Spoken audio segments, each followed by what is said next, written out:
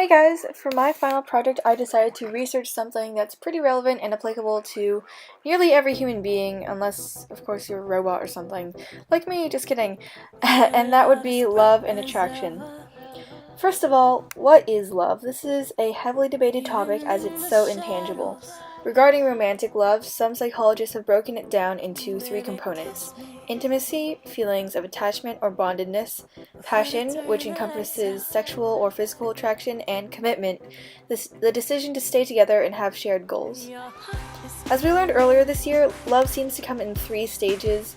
First, there's the initial few months of lust and infatuation driven by testosterone and estrogen. Next is the stage of attraction, and a hormone associated with this stage is adrenaline, which creates stress responses like sweaty hands and increased heartbeat that are associated with love. There's also dopamine, which is associated with desire and rewards in the brain and sort of gives the effects of taking cocaine when you interact with whoever you're attracted to. Lastly is serotonin, which renders a person in love on a similar level to someone with OCD, causing obsession over the person they're in love with, and in this stage in particular, new couples tend to ignore each other's flaws and magnify virtues, which makes long-term attachment more likely and desirable. And if you make it through those two stages, the couple reaches the third stage of attachment, which means you're in it for the long haul. The neurotransmitters associated with this stage are oxytocin, the hormone released during orgasm that helps associate feelings of euphoria with the one person you're with to promote loyalty, and vasopressin, which is released after sex, and it's important for forming long-term relationships, as we learned from our prairie voles. So it's pretty clear to see that love is heavily biologically based. In addition to all these hormones and neurotransmitters firing, there are distinct parts of the brain that become extremely active when in love, particularly the caudate nucleus, which is part of the limbic system. And it's interesting that this part of the brain can be traced back to primitive animals even before the evolution of mammals, and it's also very essential in motivation for reaching goals. Many people are probably curious about how people choose who they fall in love with. Some say it's fate, others say it's evolutionary psychology and biology.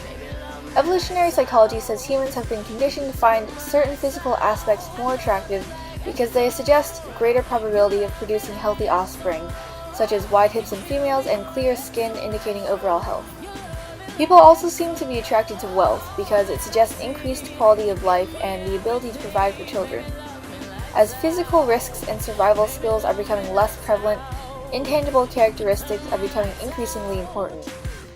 Other generally attractive traits include social dominance and confidence, as well as talents that indicate a higher value of the person. Many pickup artists, yes, that's a thing, have found that women are more likely to fall for them if they establish trust by demonstrating moral values. This is done through safely touching and maintaining eye contact.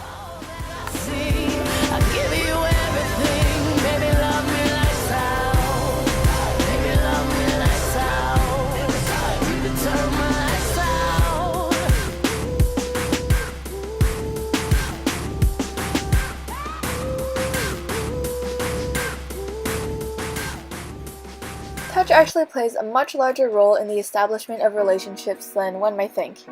It's been said that physical touch stimulates receptors under the skin that essentially lower stress and enhance trust.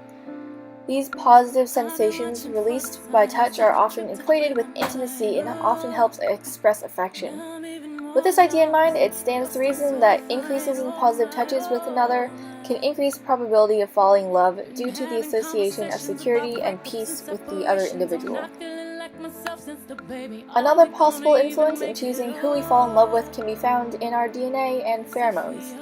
There's still some debate over the existence of human pheromones, but psychologists speculate that pheromones, or chemical receptors that indicate an individual's DNA makeup, can be received through the nose and share important information regarding one's biological immunities.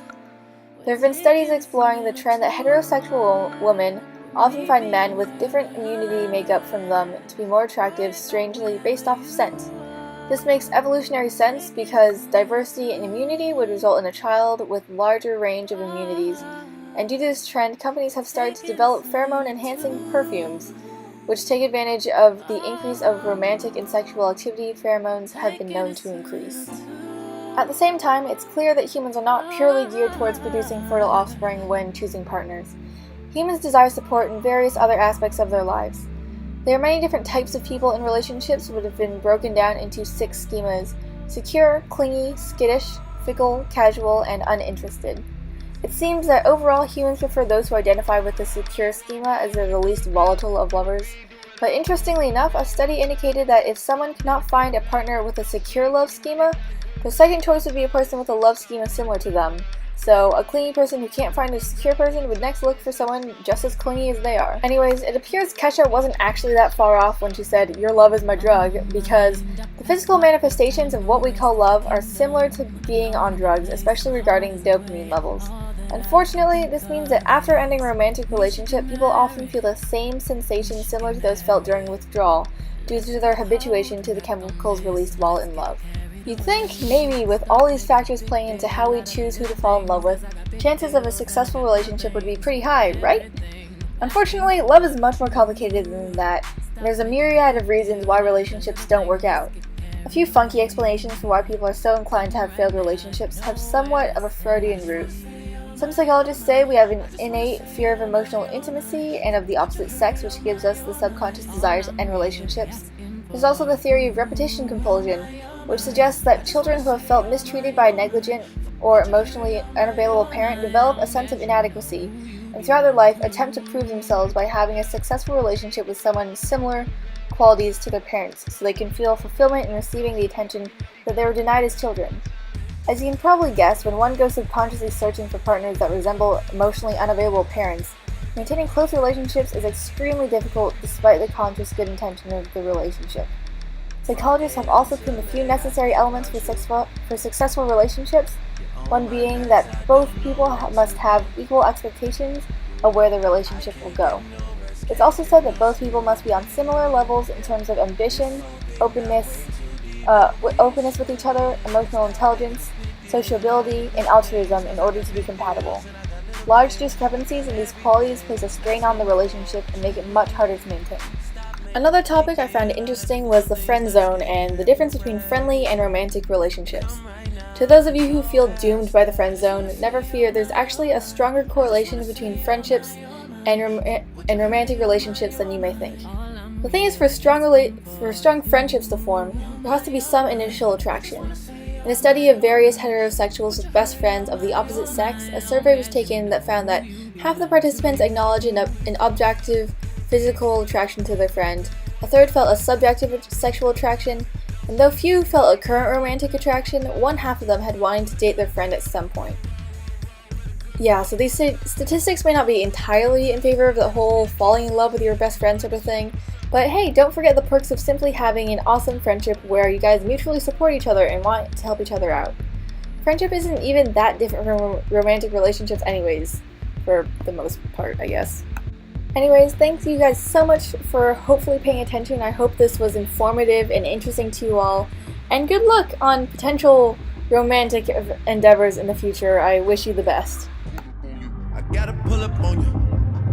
You gon' make me have to pull up on you. Don't go ghost on me. I'ma go thriller on you. I'ma let my